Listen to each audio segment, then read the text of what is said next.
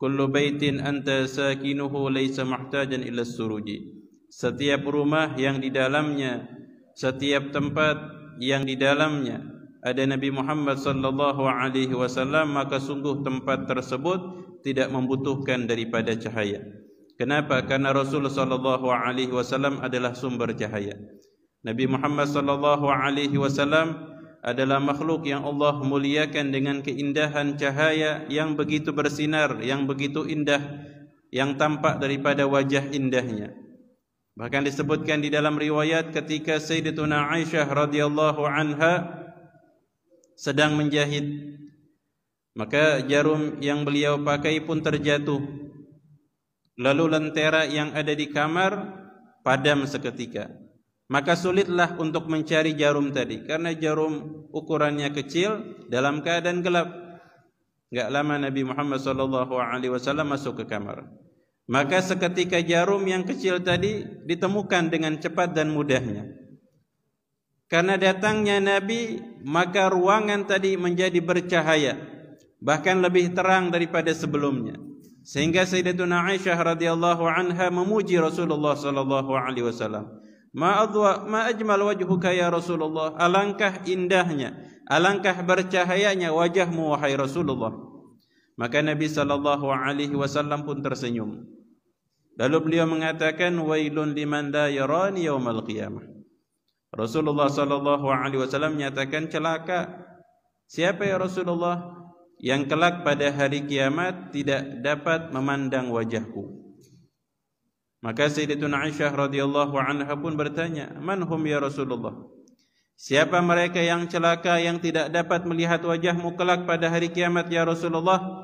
Alangkah ruginya kelak pada hari kiamat, di dunia enggak dapat melihat, dan nanti kelak di hari kiamat ketika orang-orang dalam keadaan sulit, dalam keadaan khawatir, dalam keadaan bingung, tidak ada jalan, tidak ada tempat untuk mengadu kecuali kepada Allah dengan wasilah Rasulullah sallallahu alaihi wasallam, dan tidak dapat melihat wajah Nabi, maka Rasulullah sallallahu alaihi wasallam pun menyatakan, alladzi dzukirtu 'indahu falam yusalli alaihi.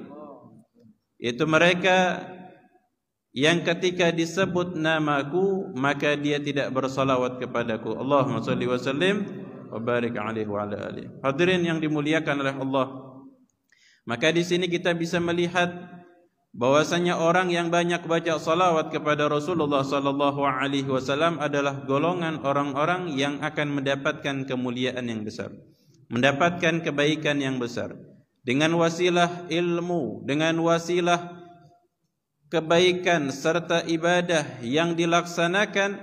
Maka wasilah-wasilah tersebut adalah wasilah-wasilah yang mendekatkan diri kita kepada Allah Subhanahu wa taala, dan kesemuanya adalah ajaran yang dicontohkan oleh Nabi kita Muhammad sallallahu alaihi wasallam.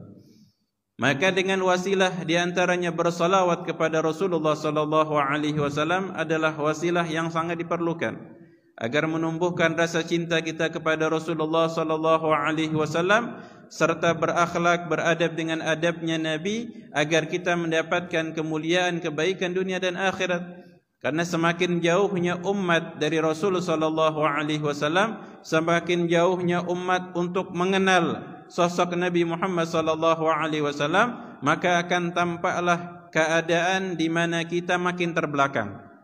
Keadaan kita akan makin merasa dikecilkan dan dikucilkan. Keadaan ketika umat Islam yang sebagaimana disabdakan oleh Nabi sallallahu alaihi wasallam, di akhir zaman umat ini banyak, tapi jumlah yang banyak tadi seperti buih di lautan. Sangat mudah terombang-ambing dengan lautan, dengan ombak yang ada di lautan. Sangat mudah terpengaruh dengan omongan ini dan omongan itu. Sangat mudah terpengaruh dengan penampilan-penampilan daripada orang-orang kafir yang jauh di sana, yang mereka dengan mudahnya memberikan pengaruh buruk terhadap umat Islam, terhadap pemuda-pemudi Muslim. Dengan apa? Dengan adanya penampilan-penampilan mereka di televisi, atau penampilan-penampilan mereka di HP kita yang mungkin kita bawa kemana-mana, penampilan-penampilan mereka di sosial media, Mereka tampakkan, mereka banggakan, mereka setel seakan-akan ini adalah yang terbaik. Sehingga kita terpengaruh dan merasa kita ini terbelakang. Justru na'udzubillah min dzalik, ini adalah terbelakang daripada pola pikir. Karena apa? Orang yang makin jauh dengan Nabi SAW, yang makin meninggalkan sunnah, adab, akhlaknya Nabi, maka ini adalah justru orang yang terbelakang. Karena apa? Kembali ke zaman jahiliyah, ke zaman ketika orang-orang berlaku zalim, kezaliman di mana-mana. Bahkan disebutkan di dalam sejarah kezaliman yang berlaku di Arab ini masih lebih ringan dibandingkan kezaliman-kezaliman yang berlaku di luar daripada Arab. Dan kalau kita melihat sejarah, kezaliman yang terjadi di Jazirah Arab saja sudah sangat zalim. Ketika orang tua mengubur anaknya hidup-hidup, ketika seseorang yang berhubungan tanpa adanya tali pernikahan begitu saja, tanpa ada ikatan yang khusus begitu saja, yang dimana ketika seorang pemimpin, seseorang yang memiliki jabatan kedudukan berlaku zalim kepada rakyatnya, maka semuanya diam, enggak mampu untuk membela yang hak, tidak mampu untuk membela daripada apa yang mereka miliki. Karena apa? Kezaliman daripada orang-orang yang memiliki daripada kekuasaan. Dan kalau seandainya kita makin jauh dari adabnya Nabi, sunnahnya Nabi, akhlaknya Nabi, maka justru akan terbelakang.